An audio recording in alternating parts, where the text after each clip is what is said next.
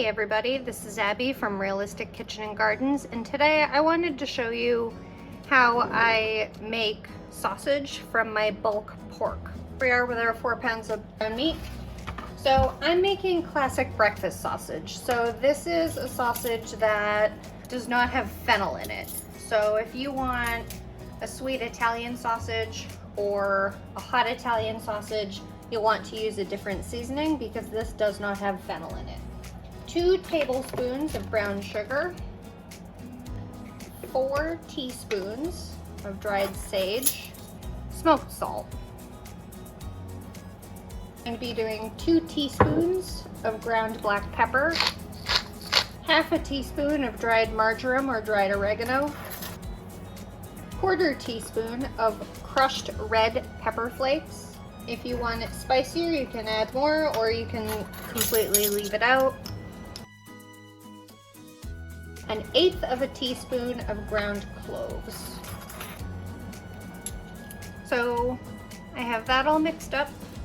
You can put this back in the fridge covered a couple hours, overnight, whatever, to let the flavors infuse a little more. I'm ready to roll with all this, so I'm not going to bother doing that. I have my scale to weigh out how much I want these things to be, and I have my patty press. This is a really big one. Smallest size on here is 100 grams, which is about 3.5 ounces of raw meat. This is ground pork, so this will both lose fat and it will shrink. And if you just want to eyeball the size of these things, that's completely up to you, but I like to try to get them fairly formal size so I can get an equal number of them. I'm going to do 120 grams, which is the very next size up. Bring this from the scale to here.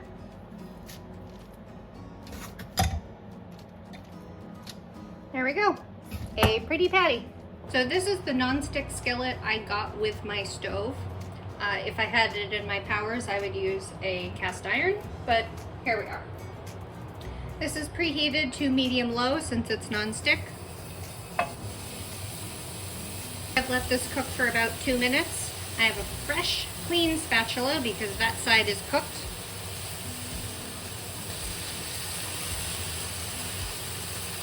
Get a good bit of contact on that other side. If you want to ensure these are done, the temperature of pork internally, ground pork, should be 155. Okie dokie, that first piece of sausage patty is done. You can see the white all the way cooked through, and I did just take the temperature at 160.